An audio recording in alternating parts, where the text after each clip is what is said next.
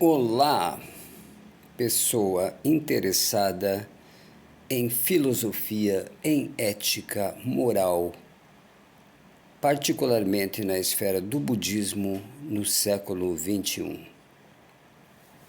Introdução. O budismo é um conjunto de reflexões realizadas por um príncipe quando este decidiu renunciar à vida de riquezas e opulência que levava, para então viver como um indigente na busca da verdade. Ele fez isso no século VI a.C., na região do atual Nepal. Então, a seguir, por consequência, o budismo trata-se de mais de uma filosofia ética e moral do que uma religião propriamente dita. Por quê? Porque o budismo não se apresenta como uma religião que depende da existência de Deus, ou de padres e sacerdotes, ou de interlocutores entre a divindade e o ser humano. Trata-se mais de uma ética divina de conduta, visando diminuir o sofrimento que assola, cedo ou tarde, a vida de todos os seres vivos. Porque todos estão fadados a envelhecer, a adoecer e a morrer dentro de um processo normalmente penoso, doloroso e sacrificial. Quem foi Siddhartha Gautama?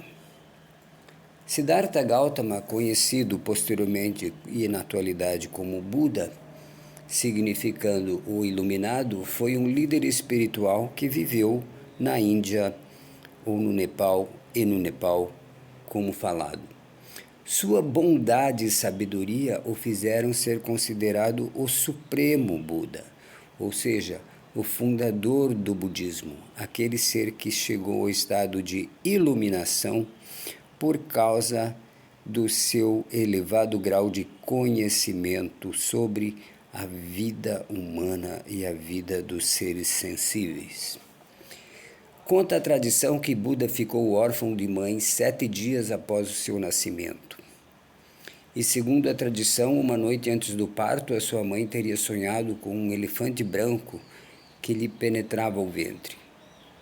Com isso, os brahmanes interpretaram que a criança seria de altíssima hierarquia no campo militar ou espiritual. Diz ainda a tradição que ele foi um príncipe que, atingindo certa idade, renunciou à realeza após conhecer o sofrimento humano e encontrar sentido na busca da evolução espiritual.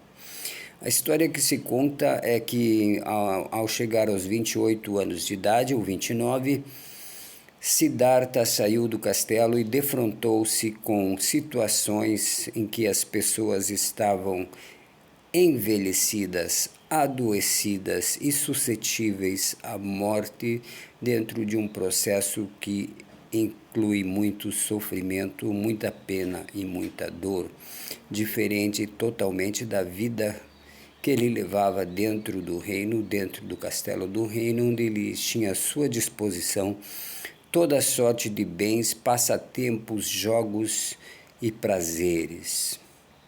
Ao sair do castelo, ele se convenceu de que ele deveria buscar a verdade, vivendo como indigente, vivendo através dos seus próprios meios, em meio não a um lugar privilegiado e rico, mas em meio ao sofrimento e à realidade comum das pessoas normais.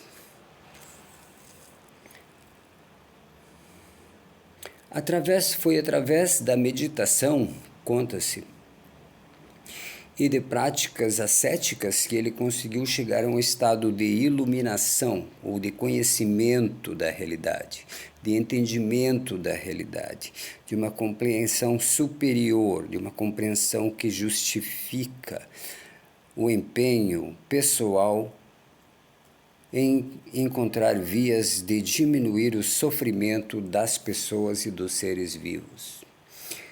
Os seus ensinamentos estão focados nas 4 nobres verdades e no caminho óctuplo, como orientação para superar o sofrimento e atingir a libertação espiritual. Repetindo, essencial para o budismo são as 4 nobres verdades, que são princípios, e o caminho óctuplo, que orienta a caminhada do indivíduo em direção à iluminação, a um estado de superior entendimento da realidade, um estado de percepção na qual os atos e as ações e os pensamentos são monitorados de uma forma consciente e não estão relegados a uma movimentação caótica e desordenada, prejudicial para a vida das pessoas. Os ensinamentos de Siddhartha Gautama, portanto, fundamentam as bases do budismo. Religião, embora o nome não se aplique de uma forma muito apropriada como as demais, que é praticada por milhões de pessoas em dezenas de países ao redor do mundo. Finalmente, vamos falar agora dos princípios do budismo ou as 4 nobres verdades. Número 1, dukkha, ou a verdade do sofrimento. A primeira nobre verdade diz que a vida envolve sofrimento. Todos os seres que vivem estão suscetíveis a sofrer. Toda criança que nasce está destinada em algum momento da vida, por causa de doença, por causa de perdas, por causa de dificuldades para a sua subsistência ou para a manutenção da sua saúde. Todos estão fadados ao sofrimento, sejam seres humanos ou não humanos. Por isso, tanto os seres humanos quanto os seres não humanos estão irmanados pela possibilidade do sofrimento, que a todos, cedo ou tarde, atinge. A segunda grande verdade do budismo é samudaya, a verdade da origem do sofrimento, que diz o seguinte, que o sofrimento surge do desejo. Quanto mais desejos, mais sofrimento, porque muitas vezes os desejos têm como objeto coisas que estão além das possibilidades daquele que deseja, e a não satisfação dos desejos gera sofrimento. Então, eliminando-se o desejo, elimina-se uma das fontes do sofrimento. Outra fonte do sofrimento, segundo Samudaya, na segunda verdade, é o apego. O apego, todos nós nos apegamos a situações e gostaríamos que as situações prazerosas e vantajosas de um dado momento durassem para sempre em nossas vidas. Portanto, isso não é o que acontece. Nada permanece como está. Nada está hoje igual como foi ontem. Amanhã tudo será diferente.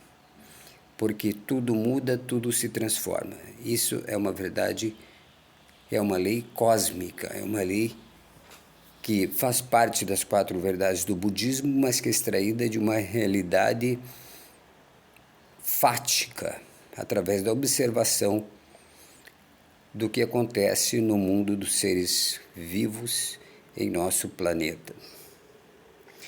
As pessoas se apegam a situações, a bens, a profissões, a relacionamentos e desejam que eles sejam eternos. Como não são, isto gera sofrimento, o apego gera sofrimento.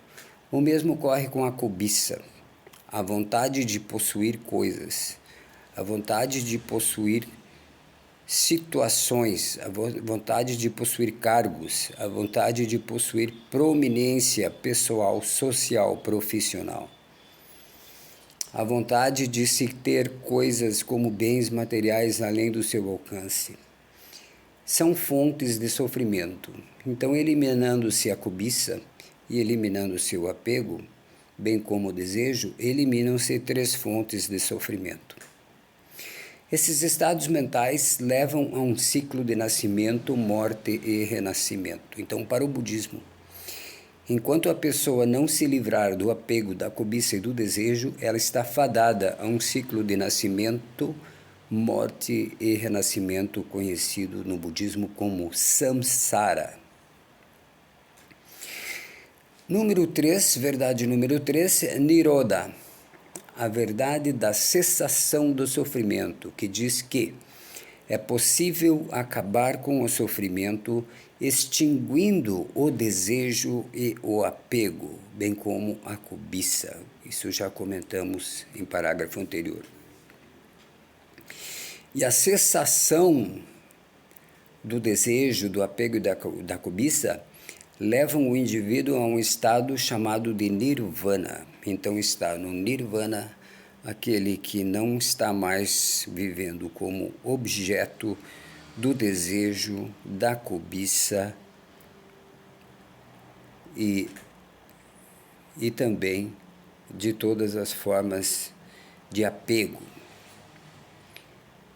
Muito interessante essa questão do apego, porque realmente as pessoas vivem hoje mais apegadas do que a qualquer coisa. Já visto o apego às informações transmitidas pelo celular, ao uso do celular, do smartphone, só para citar um pequeno exemplo. O apego à estabilidade dos relacionamentos, que a gente sabe que não são tão estáveis, as próprias pessoas não são estáveis. O apego a uma situação, o apego à juventude, por exemplo. Muitas pessoas não estão preparadas quando chegam à velhice, porque pressupõe que estão vivendo num mundo onde a juventude é eterna. Princípio da nobre verdade número 4, Magga, diz que a verdade do caminho para a cessação do sofrimento. Fala, a verdade do caminho para a cessação do sofrimento. Magga, a verdade número 4, diz que existe um caminho prático, chamado caminho óctuplo, ou seja, das 8 possibilidades, que conduz à cessação do sofrimento. Vamos encerrar esse vídeo para podermos fazer um outro falando sobre o caminho óctuplo. Até lá. Espero que tenham gostado.